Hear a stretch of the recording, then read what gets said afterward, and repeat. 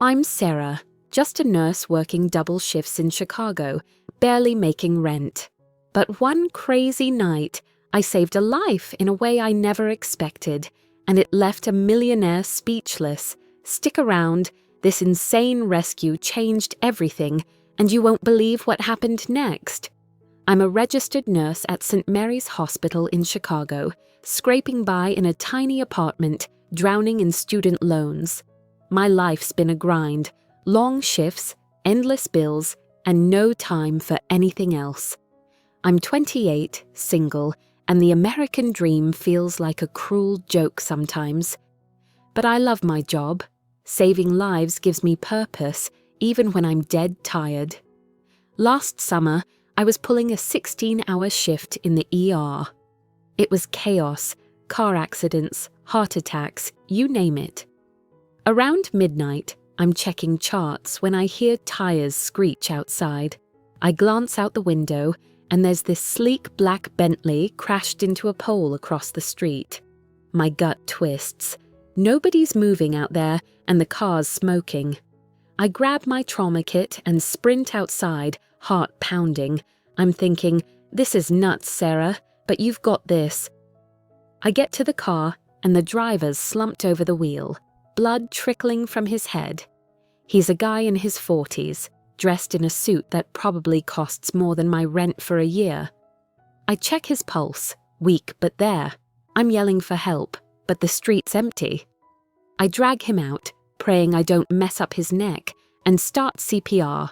My hands are shaking, but I'm in the zone, doing chest compressions under a flickering streetlight. Then I hear sirens, and the paramedics roll up. They take over, and I'm just standing there, adrenaline pumping, covered in his blood. They load him onto a stretcher, and I follow them back to the ER. Turns out, this guy's no regular Joe. He's Richard Grayson, some big-shot tech CEO worth millions. I'm like, great, I just saved a millionaire, and I can't even afford groceries. But I didn't know then that this night was about to flip my life upside down. The hospital's buzzing, and Grayson's whisked into surgery. I'm back to my shift, but I can't shake this feeling, like something huge is coming. Little did I know, my bold move out there on the street was about to lead to something way bigger than just saving a life. The next day, I'm back at the hospital, still reeling from the crash. My supervisor pulls me aside and says, "Sarah, that guy you saved, he's awake and he's asking for you." I'm like, me? Why? I'm just a nurse, not some hero in a movie. But I head to his room, nervous as hell. Grayson's sitting up in bed, looking way better than last night. He's got this intense vibe, sharp eyes, perfect haircut, like he owns the room.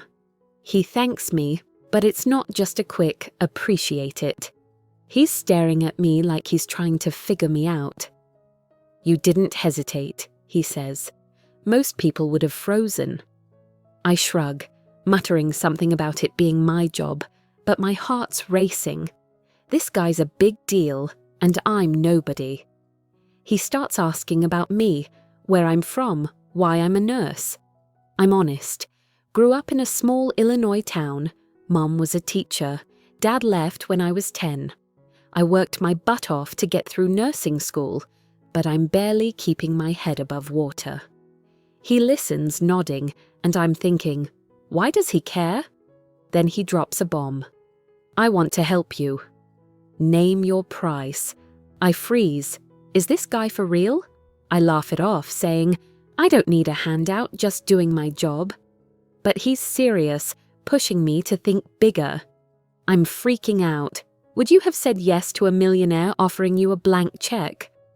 I tell him I need to think about it and bolt out of there.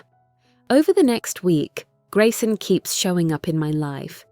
He's discharged but sends flowers to the hospital, then a freaking car to pick me up for coffee. I'm like, this is crazy.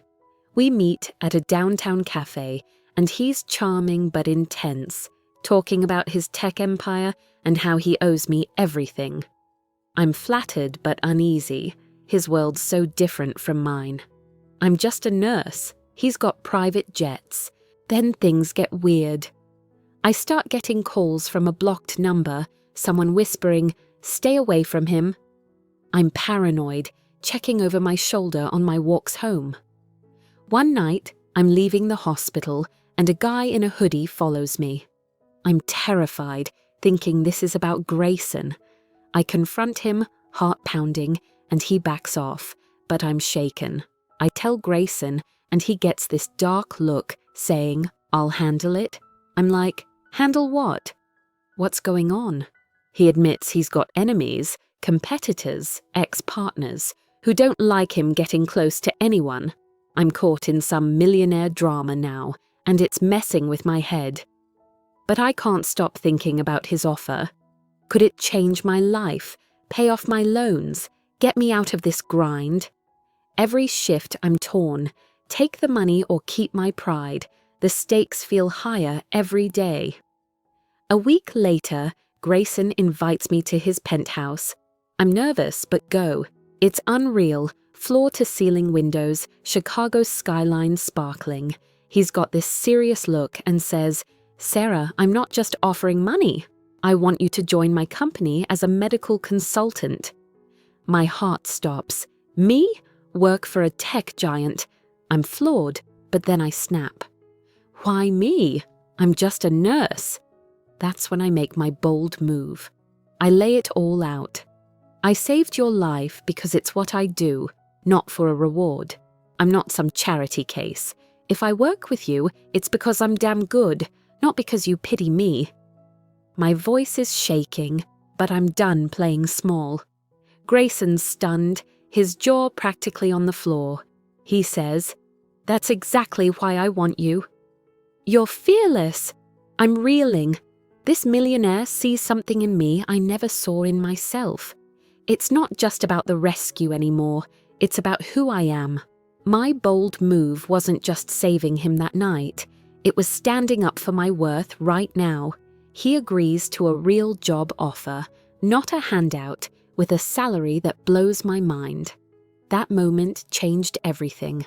I took the job, paid off my loans, and moved into a better apartment.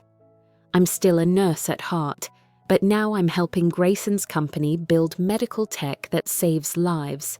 The American dream. Maybe I'm living it, just not how I expected. I still think about that night, dragging him from the wreck, not knowing it'd lead here. It's crazy how one bold move can rewrite your story. What would you have done in my shoes? Drop a comment. I read them all.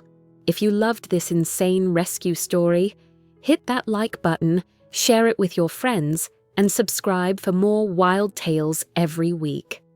Ring the bell so you don't miss out. Thanks for watching, and I'll see you in the next one.